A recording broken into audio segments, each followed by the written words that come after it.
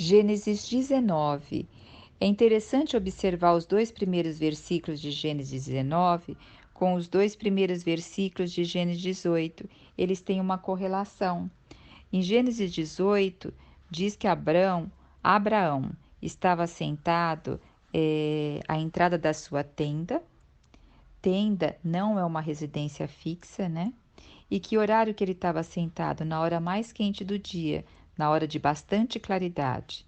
E ele ergueu os olhos e viu 3 homens em pé a pouca distância. E aí ele foi ao encontro dos homens e adorou os homens. E aqui também vai falar em Gênesis 19 que Ló estava sentado aonde? Na porta ali da cidade de Sodoma, e caindo a noite, estava chegando a noite, quer dizer, a claridade estava indo embora, a luz estava indo embora, e Ló viu que vinha o quê? 2 homens, já não era 3, porque aqui simboliza esses 2 homens, 2 anjos. Lá em Abraão eram os 2 anjos mais a representação de Deus, tá? Então o que Ló fez? Ele levantou e foi ao encontro deles e prostrou. As pessoas que ficavam sentadas naquela época na porta das cidades eram pessoas influentes na sua cidade, eram pessoas que faziam negócios. Então, ele provavelmente era uma pessoa influente, Ló, aqui na cidade. Todos o conhecia, né? E aí Ló insistiu para que esses 2 homens passassem a noite na casa dele, tomassem refeição lá, lavassem os pés dele. Então, a mesma hospitalidade que Abraão teve, Ló teve. Os anjos, eles a primeiro momento recusaram, Ló insistiu veemente o convite e os anjos foram. Os 2 homens foram. Interessante que Ló, quando fez alimentação para eles, deu pães asmos. E a Bíblia, ela é rica em detalhes. Quando ela põe detalhes, a gente tem que observar bem. Porque pães asmos é pão sem fermento. O fermento, ele representa mistura.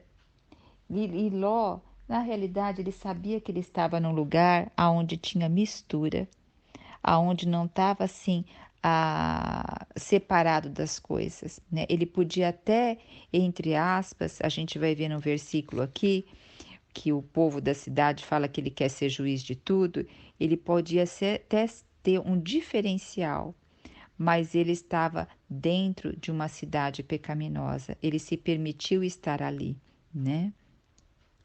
E assim decorre que logo ao cair da noite, já era noite, na hora que eles iam deitar-se, o que aconteceu? Apareceram na porta de Ló homens, desde jovem até velhos, todo o povo sem exceção. Então aqui está mostrando que nem os mais velhos amadureceram, tinham consciência de uma vida mais reta. Então fala que era desde os jovens até os mais velhos, todos sem exceção. Queriam o quê? Os homens que estavam na casa de Ló, para o quê? Para poder ter perversão com eles. E Ló foi conversar com eles, mas fez uma coisa antes de conversar com eles: fechou bem a porta atrás de si. A versão King James da Bíblia diz que ele fechou bem a porta atrás de si. Ele sabia, Ló, com quem ele estava lidando. E ele, inclusive, ofereceu as suas 2 filhas virgens para que eles não fizessem nada aos homens que estavam hospedados na sua casa. Nós, principalmente, as mulheres, quando leem isso, fica horrorizada, né? Fala, como um pai pode oferecer as 2 filhas? Mas eu creio que, no íntimo, Ló sabia. Ló tinha uma consciência pesada, porque ele estava numa cidade perversa, né? E ele também sabia que aqueles homens que estavam na casa dele vieram da parte de Deus. Ló sabia que algo muito sério ali estava acontecendo, né? E provavelmente havia até alguns costumes na cidade de oferecer moças virgens. Então, já eram algumas coisas que aconteciam ali, né? E os homens ficaram bravos, os homens da cidade ficaram bravos com Ló. E falaram assim, ó, você é um estrangeiro, veio morar aqui conosco e ainda se faz juiz de tudo? Então se vê que Ló era aquele que tinha um pouco de mais bom senso na cidade. E os homens empurraram Ló e quiseram arrombar a casa, mas os anjos agarraram Ló, puseram-lhe para dentro e o que? Feriram de cegueira todos os homens, desde os moços, olha como a Bíblia relata, desde os moços com os idosos que estavam do lado de fora.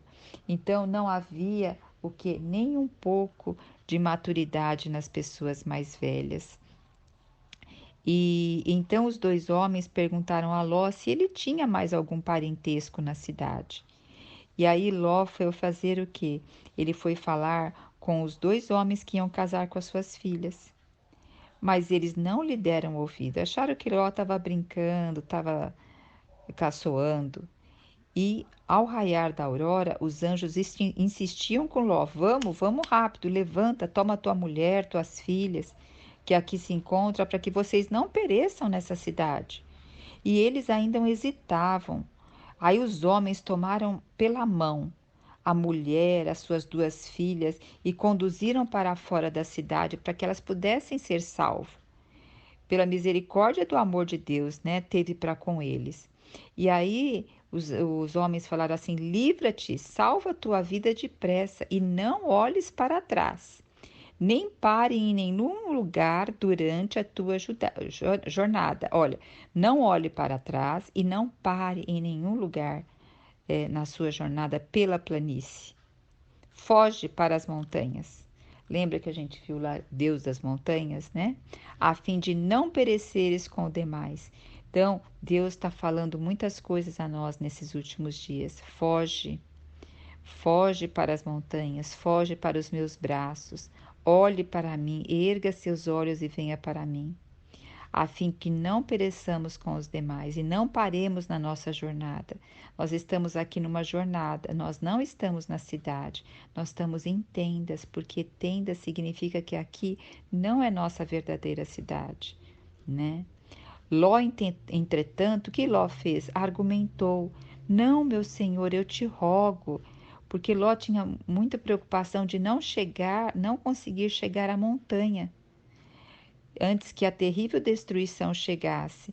Então Ló pediu que pudesse ele ir para uma cidade chamada Zoar ali próximo, que ali ele conseguiria chegar.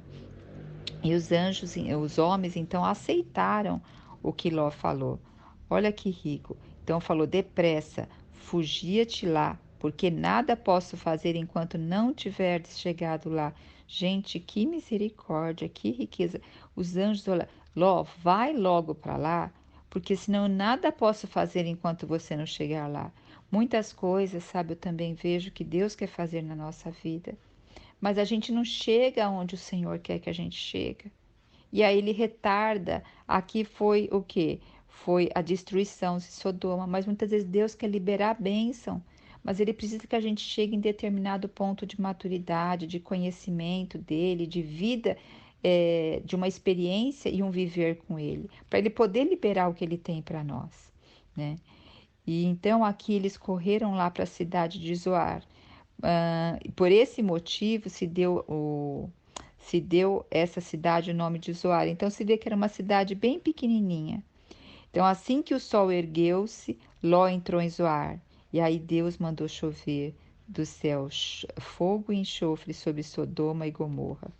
É interessante a gente ver a palavra Sodoma aqui, que ela depois foi constituída como Sodomitas. Paulo fala, né? E sodomitas quer dizer depravação, imoralidade sexual, um homem que se deita com outro homem como se fosse mulher. E Gomorra quer dizer malfeitores, né? Então aqui houve a destruição da cidade e também toda a vegetação ao redor, mas aconteceu um episódio que a gente tem que prestar muita atenção. A mulher de Ló olhou para trás. O coração dela estava apegado àquela cidade, estava apegado à cultura, o viver, a religião, as coisas. Então, esse olhar para trás é quando nós estamos ainda muito arraigados, apegados, né? E o que ela transformou-se numa estátua de sal. Então, muitas vezes a gente já passou por tantas circunstâncias na nossa vida e nós muitas vezes estamos ainda olhando lá para trás.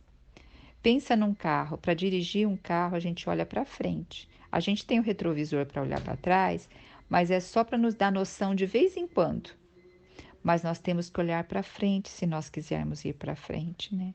Deixar o que passou, desapegar. E na manhã seguinte, Abraão levantou-se e viu lá embaixo, né, na planície, e viu aquele fumaça que subia. E olha, e um destaque importantíssimo a gente deve ver aqui no versículo 29, que lembrou-se o Senhor de Abraão e tirou Ló do meio daquela desgraça, destruindo as cidades onde Ló habitava. Deus, ele não salvou Ló simplesmente que ele estava separado para ele. Não. Deus tirou Ló do meio daquela desgraça. Por quê? Porque lembrou-se o Senhor de Abraão.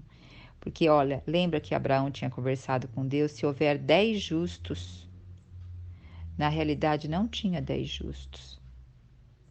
E nem 5. E não sabemos nem se Jó também poderia ser justo, apesar que no Novo Testamento fala o justo Ló. Então pode ser que ele sim, mas aí talvez seria ele só, porque depois nós vamos ver o que as filhas fizeram. Então, mas o Senhor lembrou-se de Abraão. Olha, o Senhor lembra da nossa oração, o Senhor lembra da nossa fidelidade para com Ele, e o Senhor, vai salvar, vai livrar os outros da desgraça conforme a nossa intercessão, conforme lembrar de nós. Então veja como nós, na presença do Senhor, temos influência em questão de liberar bênção ou liberar maldição, né? Então, o que Ló foi? Ele foi lá para a cidade de Zoar, ele e suas filhas, mas ele ficou preocupado. Falou assim, dá que Deus também resolve destruir Zoar. Então, Ló foi o quê?